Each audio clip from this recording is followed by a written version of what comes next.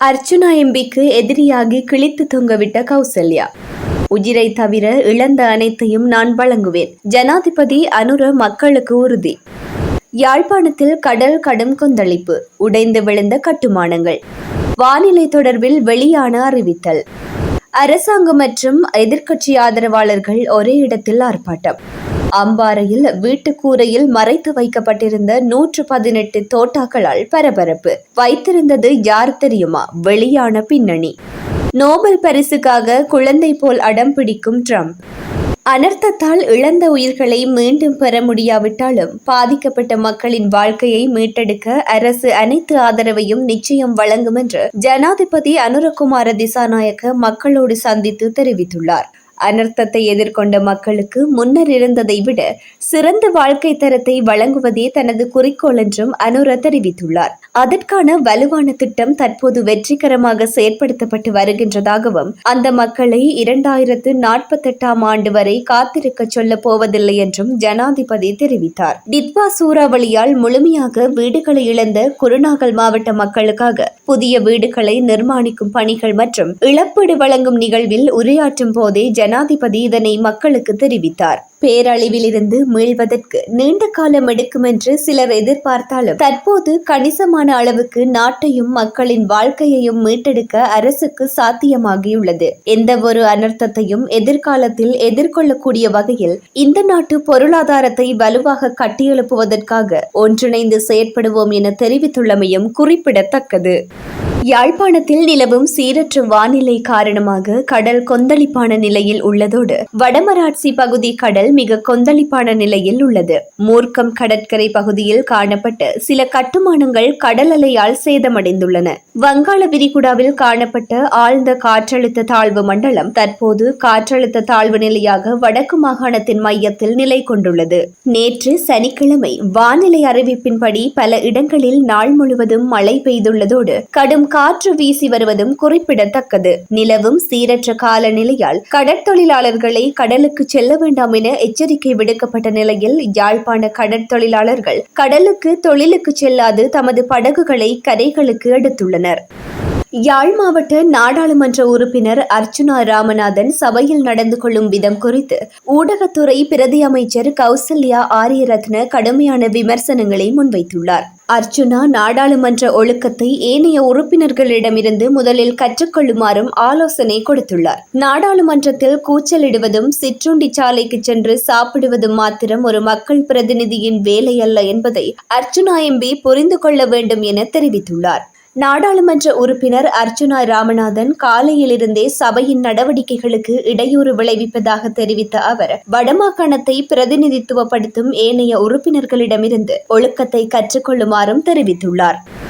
மத்துகமுவில் இன்று 2 போராட்டங்கள் நடந்துள்ளது. எதிர்க்கட்சிகளால் பெண்கள் குறிவைக்கப்பட்ட அட்டூழியங்களை கண்டித்து அரசாங்கத்தின் பெண் ஆதரவாளர்களால் ஒரு ஆர்ப்பாட்டம் ஏற்பாடு செய்யப்பட்டது. இந்த ஆர்ப்பாட்டத்தில் முக்கியமாக பெண்கள் கலந்து கொண்டனர். தேசிய மக்கள் சக்தி அரசாங்கத்தைச் சேர்ந்த பல பெண் நாடாளுமன்ற உறுப்பினர்களும் பங்கேற்றிருந்தனர். அத்தோடு இலவச கல்விக்கு எதிரான சவால்கள் மற்றும் புதிய கல்வி சீர்திருத்தங்கள் மூலம் குழந்தைகளுக்கு ஏற்படும் தீங்கை எதிர்த்து ஒருங்கிணைந்த எதிர்க்கட்சியால் மற்றொரு போராட்டம் ஏற்பாடு செய்யப்பட்டது. எதிர்க்கட்சி தலைவர் சஜித் பிரேமதாச, பாராளுமன்ற உறுப்பினர்களான ஜகத் விதான மற்றும் அஜித் பெரேரா, சர்வஜன வலய தலைவர் திலித் ஜயவீர, முன்னாள் அமைச்சர்களான ரொஷான் ரணசிங்க மற்றும் சன்ன ஜெயசுமன உட்பட பல எதிர்க்கட்சி பாராளுமன்ற உறுப்பினர்கள் கலந்து கொண்டதும் குறிப்பிடத்தக்கது. நாட்டின் பல்வேறு மாவட்டங்களைச் சேர்ந்த மக்கள் விழிப்புடன் இருக்குமாறு அறிவிக்கப்பட்டுள்ள நிலையில் தேசிய கட்டட ஆராய்ச்சி நிறுவனம் மண்சரிவு அபாய எச்சரிக்கை அறிவிப்பை புதுப்பிக்க நடவடிக்கை எடுத்துள்ளது. பதுளை மாவட்டம் பதுளை, ஹாலியல, பசறை, லுணுகல, வெளிமட, மீக ககிவுல, கந்தகெட்டிய, ஊவா பரணகம, மாத்தளை மாவட்டம் அம்பகங்க கோரளை, உக்குவளை, லக்கல, பல்லேகம, ரத்தோட்டை, வில்கமுவ, கண்டி மாவட்டம் மினிப்பே, உடுதும்பர, நுவரெலியா மாவட்டம் நீல்தண்ட வலப்பனை, மத்துரட்ட, ஹங்குரங்கெத்து போன்ற பிரதேச செயலக பிரிவுகளுக்கு எச்சரிக்கை விடுக்கப்பட்டுள்ளது. அம்பாறை மாவட்டம் வானமை போலீஸ் பிரிவிற்குட்பட்ட புறநகர் பகுதியில் வீட்டை பழுது பார்க்கும் நேரம் ஓடுகளுக்கு கீழ் மறைத்து வைக்கப்பட்டிருந்த 118 வகையான தோட்டாக்கள் வானமை போலீசாரால் கைப்பற்றப்பட்டுள்ளது. 118 வகையான தோட்டாக்கள் நேற்று வானமை போலீஸ் நிலையத்தில் ஒப்படைக்கப்பட்டுள்ளதோடு வீட்டின் உரிமையாளர் தற்போது கொழும்பில் வசிப்பதோடு தனது சகோதரரிடம் குறித்த வீட்டினை பழுது பார்க்கும் பணியை ஒப்படைத்திருந்த நிலையில் இவை கண்டுபிடிக்கப்பட்டுள்ளன.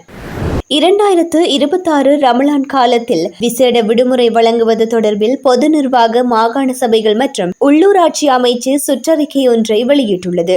இது தொடர்பில் வெளியிடப்பட்டுள்ள சுற்றறிக்கையில் இம்முறை ரமலான் மாதம் 2026 ஆண்டு பிப்ரவரி மாதம் 19ஆம் திகதி ஆரம்பமாகி 2026 ஆண்டு மார்ச் மாதம் 21ஆம் திகதி முடிவடைய உள்ளதால் இக்காலத்தில் முஸ்லிம் அரச உத்தியோகத்தர்களுக்கு தொழுகையிலும் மத வழிபாடுகளிலும் கலந்து கொள்ளக்கூடிய ஒழுங்குகள் செய்யுமாறு அறிவுறுத்தல் வழங்கப்பட்டுள்ளது. இக்காலத்தில் அவ்வுத்தியோகத்தர்கள் சமய வழிபாடுகளில் கலந்து கொள்ளக்கூடியதாக வேலை நேரங்களை ஒழுங்கு செய்து கொடுத்தல் வேண்டும். தவிர்க்க முடியாத சந்தர்ப்பங்களில் மாத்திரம் விசேட விடுமுறை அங்கீகரிக்கப்படலாம் என தெரிவிக்கப்பட்டுள்ளது. இந்தியா மற்றும் பாகிஸ்தான் இடையிலான மோதலை தான் தடுத்து நிறுத்தவுள்ளதாக மீண்டும் அமெரிக்க ஜனாதிபதி டொனால்ட் ட்ரம்ப் தெரிவித்துள்ளதோடு வரலாற்றில் தன்னை விட நோபல் அமைதி பரிசுக்கு தகுதியானவர் யாரும் இல்லை என்றும் அவர் குறிப்பிட்டுள்ளார். இந்தியாவுக்கும் பாகிஸ்தானுக்கும் இடையே பெரிய போர் வெடிக்கும் சூழல் இருந்தது. 8 போர் விமானங்கள் சுட்டு வீழ்த்தப்பட்டன.